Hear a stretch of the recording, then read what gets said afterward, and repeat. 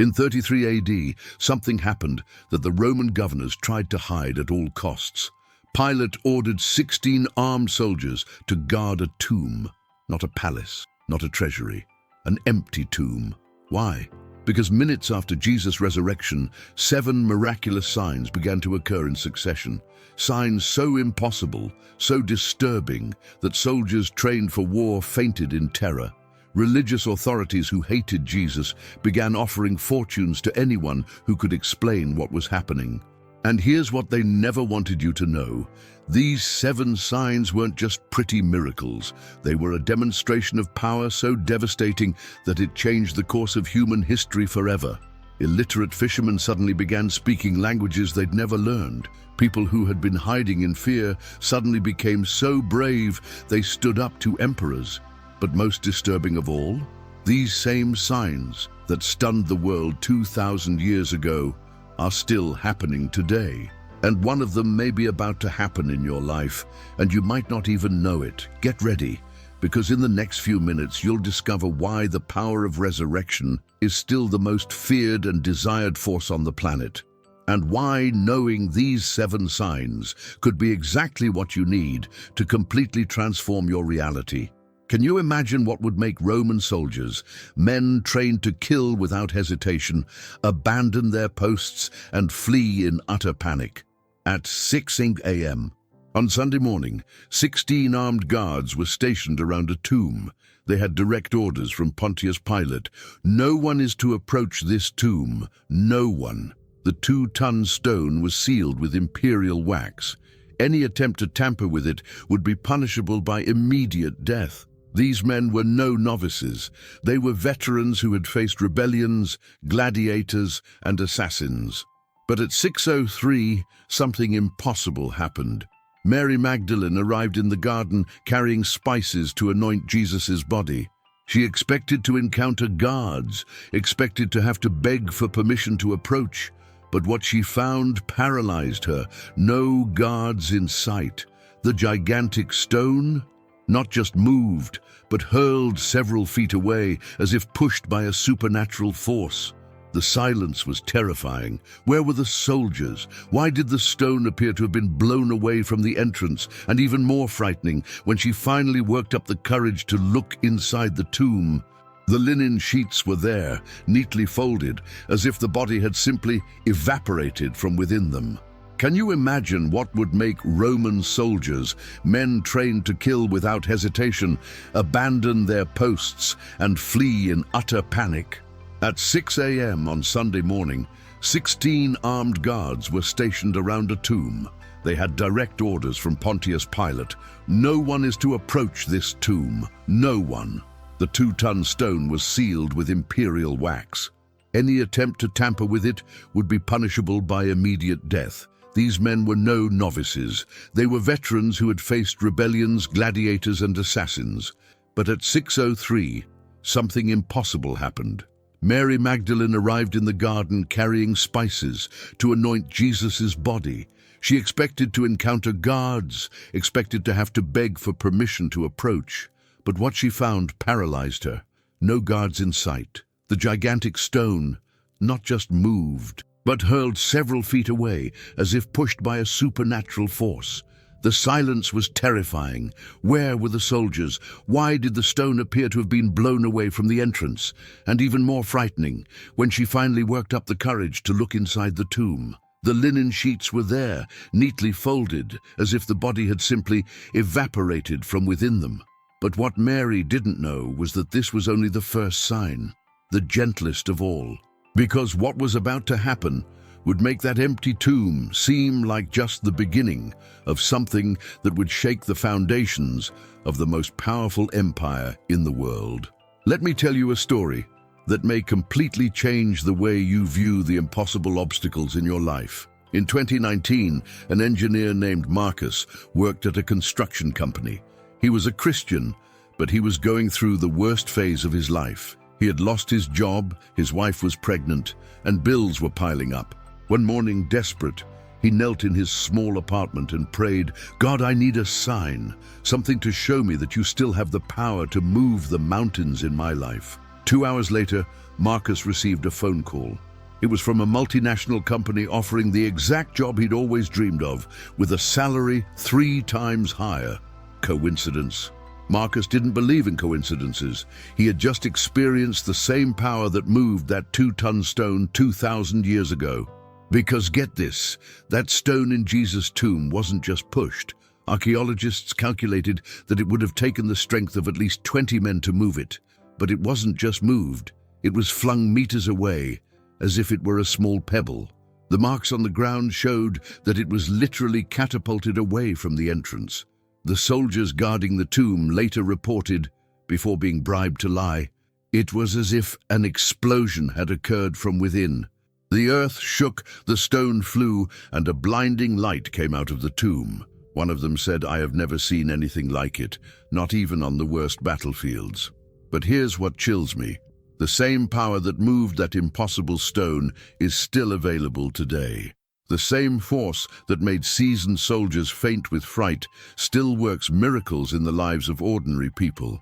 And if Marcus was able to experience this in the 21st century, what's stopping you from experiencing it too? What would you do if suddenly 2 beings of light appeared in front of you and started talking?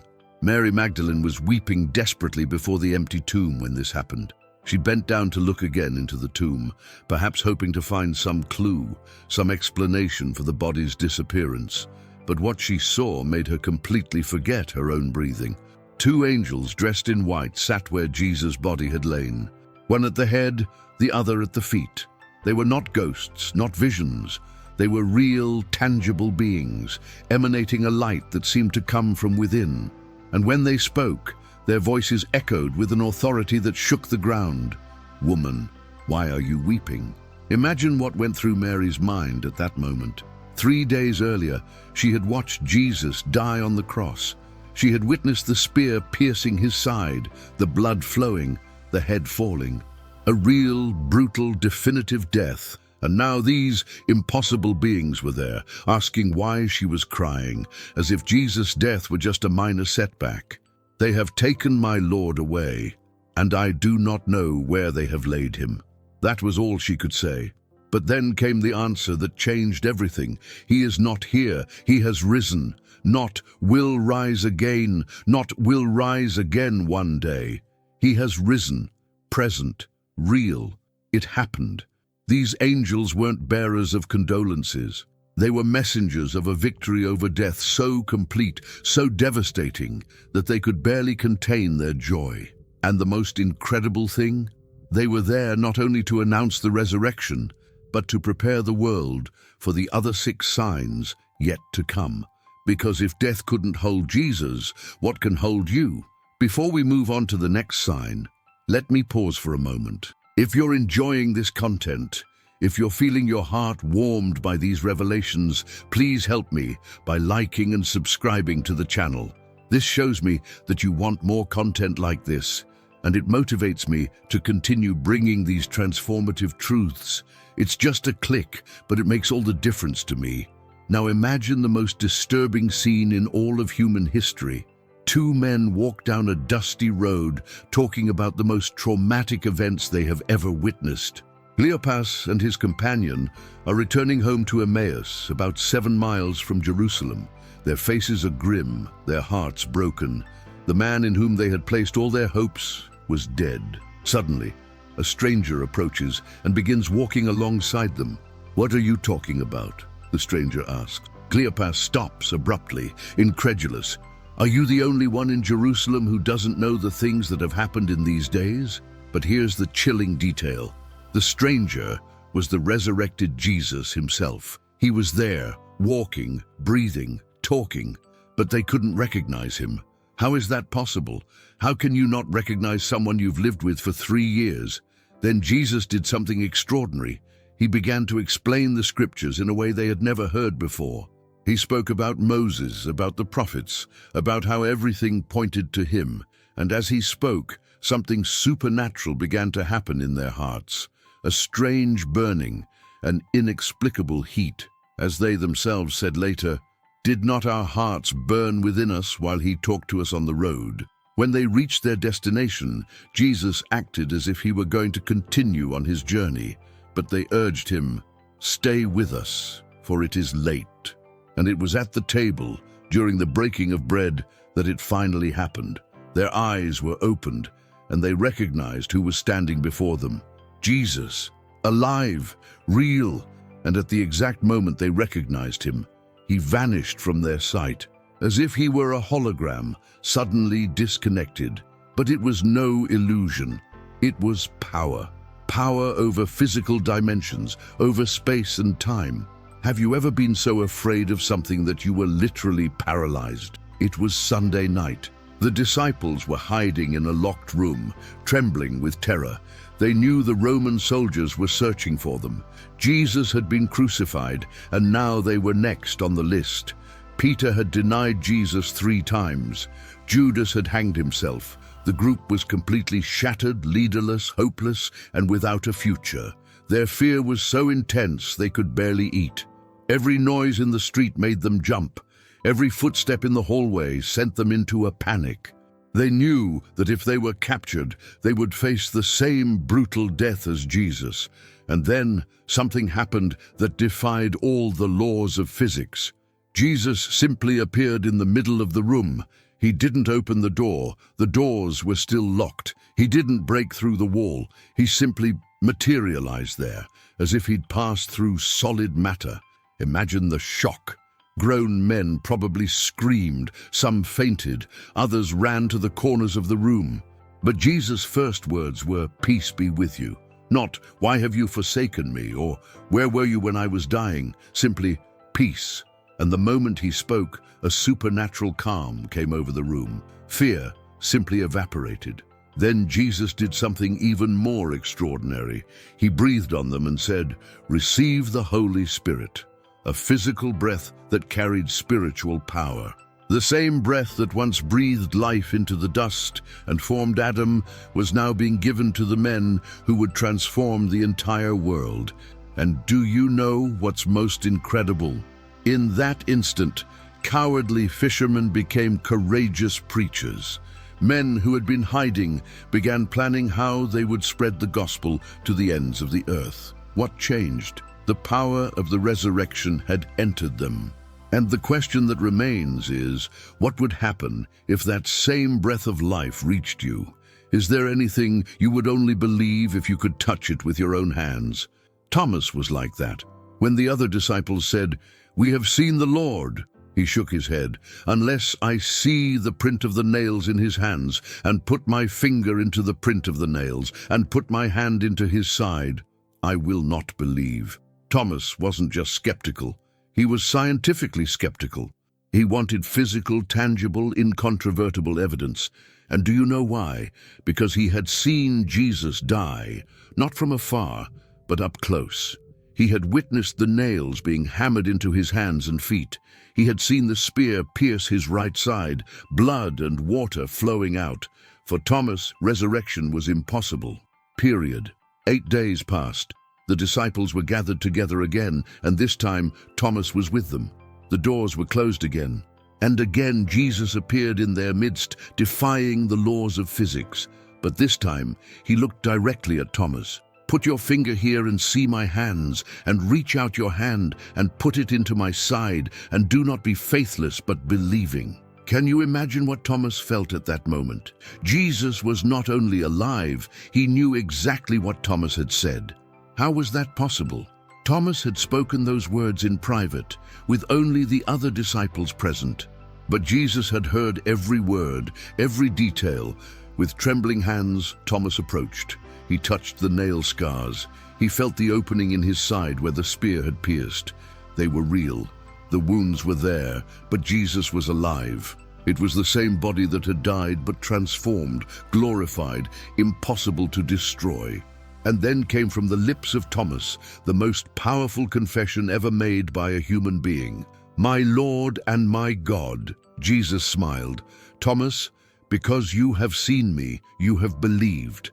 Blessed are those who have not seen and yet have believed." He was talking about you who cannot touch the scars, but can experience the same power that transformed a skeptic into a worshipper. Have you ever had one of those late nights where it seems like nothing is going to go right? Peter, James, John, and 4 other disciples decided to return to what they did best, fishing. After all, Jesus had died and risen again, but what now? How would they pay the bills? How would they support their families? Practical life had to continue. They fished all night on the Sea of Galilee. 7 experienced fishermen, familiar with every corner of those waters, used the best techniques at the best time. Result? 0 fish. Nothing. Total failure. By sunrise, they were exhausted, frustrated, and completely discouraged. Suddenly, a man shouted from the beach, "Children, do you have anything to eat?" "No," they replied, probably irritated. "Cast the net on the right side of the boat and you will find some." Pedro must have thought, who is this guy to teach us how to fish? But something about that voice was familiar. Still, what did he have to lose? They cast the net on the right side. What happened next defied all the laws of marine biology. The net became so full of large fish that they couldn't pull it into the boat. There were 153 enormous fish. John was the first to understand. It's the Lord. Peter, impulsive as ever, jumped into the sea and swam to shore. When he got there, he found Jesus preparing a breakfast of grilled fish and bread, the resurrected Jesus barbecuing on the beach. Can you imagine that scene? But here's the detail that chills me. Jesus didn't need those fish. He already had food prepared. The miracle wasn't to solve their hunger.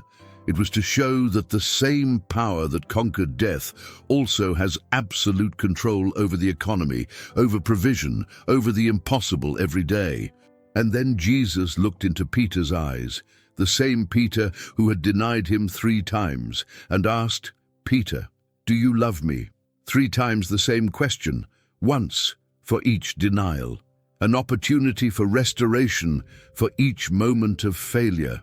What would you do if you witnessed someone literally flying into the sky before your eyes?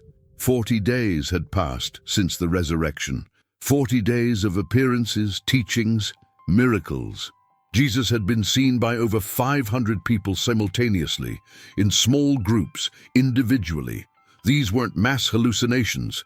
They were real, documented, witnessed encounters. But now the moment none of the disciples had expected had arrived. On the Mount of Olives, Jesus gathered them together for the last time. His final words were a promise and a mission. "You will receive power when the Holy Spirit has come upon you, and you will be my witnesses in Jerusalem and in all Judea and Samaria and to the ends of the earth." And then something happened that no human being had ever witnessed before. Jesus began to rise. Not in a balloon, not in a flying machine. He simply began to rise, defying gravity, rising above the trees, above the hills, higher and higher. His feet literally left the ground, and he ascended into the heavens as if pulled by an invisible force. The disciples stood transfixed, staring up, watching that glorified body move farther and farther away until it disappeared in a cloud. It wasn't a metaphor. It was physical, real, impossible, yet it was happening before more than 100 witnesses. Suddenly 2 angels appeared beside them. "Men of Galilee, why do you stand looking up into heaven? This same Jesus who was taken up from you into heaven will come in the same way as you saw him go into heaven." And in that moment they understood. The ascension was not an end, it was a promise.